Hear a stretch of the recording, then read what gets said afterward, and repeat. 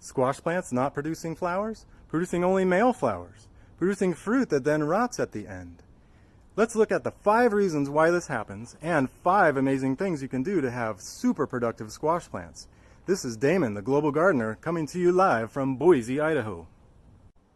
The 5 main reasons why your squash plants aren't producing like you want them to, or producing mostly male flowers, or having the blossom end rot, as it's called, from the female flower not getting pollinated and just sort of dying on the vine, producing a small fruit that then the flower just sort of rots off and then it never produces anything, is called blossom end rot.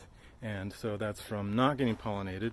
And there are some other issues that can cause that, but so if plants are young, it can be a maturity issue. They're putting out test flowers to attract pollinators. Hey, coming attraction, there's going to be an amazing show with all kinds of wonderful flowers and pollen and stuff happening, so come back.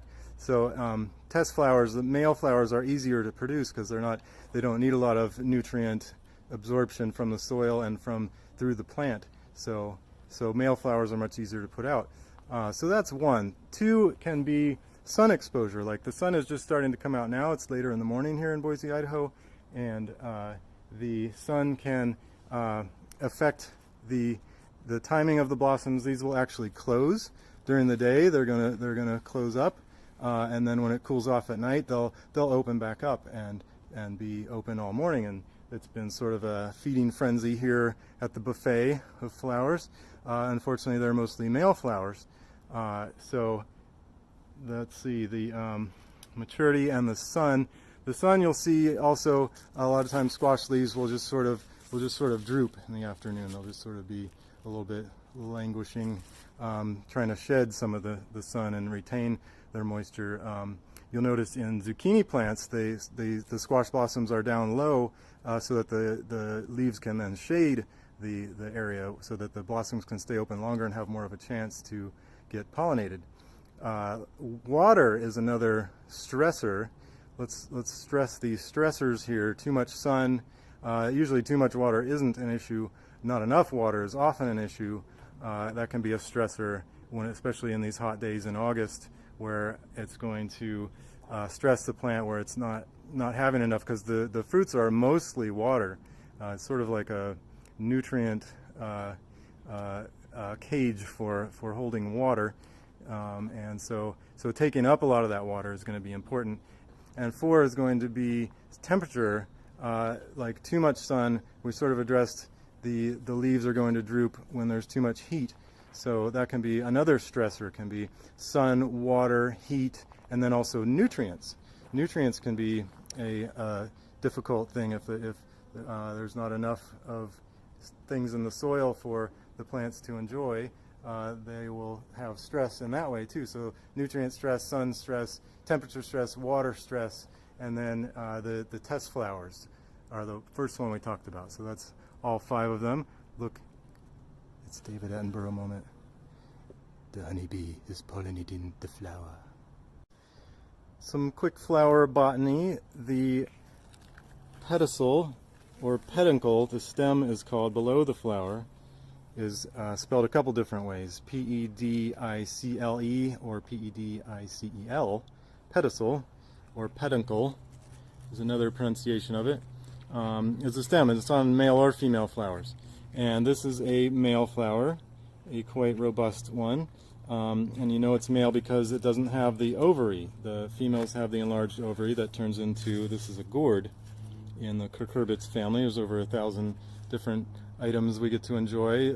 Melons, cucumbers, squash, pumpkins, gourds, and all kinds of things. So this is a gourd, and inside the male flower you see the anther or the stamen, like Damon, like me, the Global Gardener Damon, but stamen is the male flower, or if it was a female flower, it'd have several items in there, most notably seen by the ovary, but then the stigma inside the flower would be notable as well. Now that we know some plant botany, anatomy of the flower parts, And we also know the 5 main reasons why your plants are producing few flowers, only male flowers, or producing small fruits that rot. We can now look at the 5 things you can do about it. So the first one is that you can actually eat the squash blossoms. They're not going to produce any fruits anyway, and they are edible. And so with some goat cheese baked, delicious. And also that plant can reroute the energy into producing more flowers that are viable, hopefully more female flowers.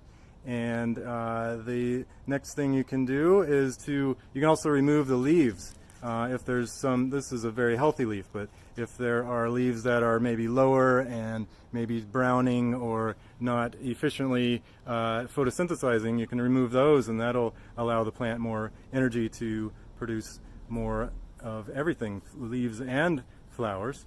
So that's one, is plucking the blossoms and the leaves. The next thing you do, number 2, is to feed the soil. Feed the soil. Compost is going to help just really everything from moisture retention to nutrients to lowering the stress in many ways. The mulch will also help with water stress and moderate things and break down into more better soil, more better. And so also in the realm of feeding is going to be some food. So you don't want to give just all-purpose food, because that'll produce a lot of leaves and probably maybe a few flowers, male flowers. And so speaking of flowers, Flower Girl, Dr. Earth, Flower Girl Bud and Bloom Booster. This is my recommendation to get things blooming right and to get more female blooms. The plant will have more oomph to produce all kinds of things, and probably a lot larger fruits too, since it'll have a lot more resource to work with. So, and I'll put that link below the video so you can check that out in the Amazon store. That's an easy win for you right there. Tip number 2. Number 3 is to turn up the water.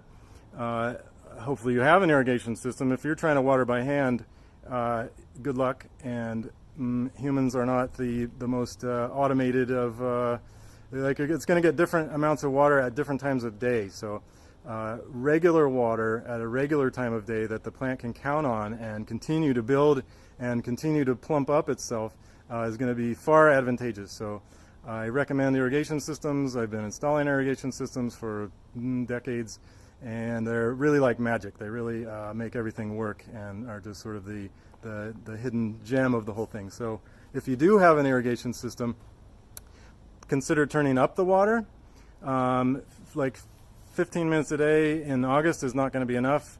At least 30 minutes a day, and you can consider multiple times a day just to get enough water to everything and get everything pumped up and pumping. I'm in Boise, Idaho, and I don't know why there are so many flies everywhere, but I think they're getting excited because it's getting hotter during the day, and the flowers are going to start closing, so they're probably getting their last, maybe they're buzzed up on all the pollen too. So there you go, is turning up the water and the frequency. Another thing you can do if you do have some female flowers is to get a Q-tip or a paintbrush or a makeup brush, a cotton swab, and to go to the male flowers and get some of the pollen off of the anther of the stamen in there, and then go to being the pollinator. It's kind of a fun thing to do, to put that pollen into the female flowers and get it around the stigma, and then you really get to learn the plant parts that way and get really intimately connected with things. And so that's tip 4, is to self-pollinate. And 5 is the sun and the temperature are the stressors we talked about. So it would be the location of where you're putting your squash plants. These have in the afternoon this perfectly placed shade tree. So if you already planted your garden, this may not be. You may want to put up maybe shade structures or things that cover the intensity of the afternoon heat and sun. There's probably not too much you can do about the heat other than the compost, mulch, and water situation. Adjusting that, and they'll really start cranking out with the Flower Girl bloom bud booster. That stuff is power. So be sure to get some of that. And so that's all. That's the 5 main reasons why it's not producing, and 5 things you can do to get things cranked up.